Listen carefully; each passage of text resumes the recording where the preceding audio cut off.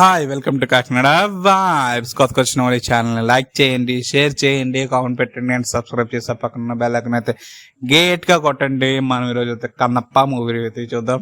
Movie start చేసే ముందు చిన్న స్టోరీలు అని చెప్తాను వినండి. తిన్నడి తన ఒక ఫ్రెండ్కి అన్యాయం చేయడం వల్ల చిన్నప్పటి నుంచి అయితే దేవుని అయితే నమ్మడు.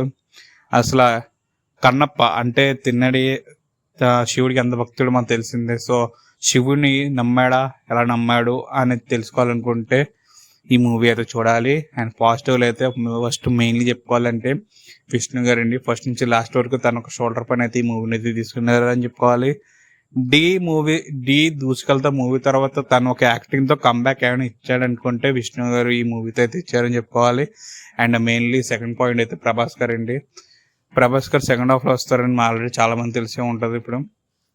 అండ్ తను ఒక యాక్టింగ్తో అయితే ఈ మూవీని అయితే తీసుకుని వెళ్ళారు. అండ్ మెయిన్లీ చెప్పుకోవాలంటే ఈ మూవీని కొంచెం ముందుకు వెళ్తుందంటే ప్రభాస్ గారు అని చెప్పుకోవాలి. అండ్ మెయిన్ పిల్లర్ కింద అయితే చెప్పుకోవాలి.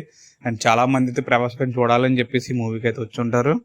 సో ఈ మూవీలో అయితే కొంచెం ప్రభాస్ గారు అయితే స్క్రీన్ అపీరియన్స్ తక్కువగా ఉన్నా కూడా కొంచెం తను వచ్చిన నిమిషాలు కూడా చాలా బాగుంటుంది. అండ్ మోహన్ బాబు గారు యాక్టింగ్ కూడా నెక్స్ట్ లెవెల్ నుంచి ఉన్నదండి. అండ్ అది తెలిసిందే కదా, చిన్నప్పటి నుంచి మనం ఎన్నెన్నో మూవీస్ అయితే చూసుకుని వచ్చాం మోహన్ బాబు గారిది. సో ఈ మూవీ అయితే తన యాక్టింగ్లో అయితే చెప్పుకోవాల్సిన లేదు, నెక్స్ట్ లెవెల్లో ఉన్నది ఈ మూవీ యాక్టింగ్. అండ్ బీజిఎం కూడా చాలా బాగుందండి.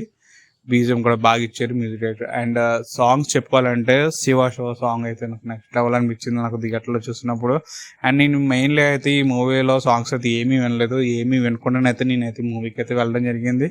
సో శివ అయితే సాంగ్ అయితే నెక్స్ట్ లెవెల్ అనిపించింది. అండ్ మెయిన్లీ ఎమోషనల్గా కనెక్ట్ అయిన సాంగ్ నాకు ఏమైనా ఈ ఫ్యూ ఇయర్స్లో ఏమైనా అనిపించింది అంటే నాకు ఈ శివ సాంగ్ అయితే మెయిన్లీ కనెక్ట్ అయ్యాను.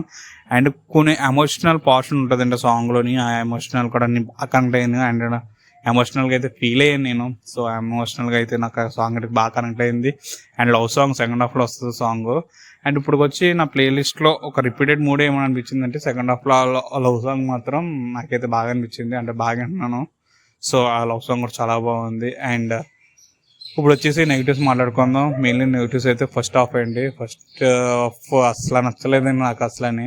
అంటే లవ్ పోర్షన్స్ ఏదో చెయ్యాలా అనుకున్నట్టు లాగినట్టు అనిపించింది నాకైతే ఫస్ట్ నుంచి ఇంటర్వల్ దాకానే.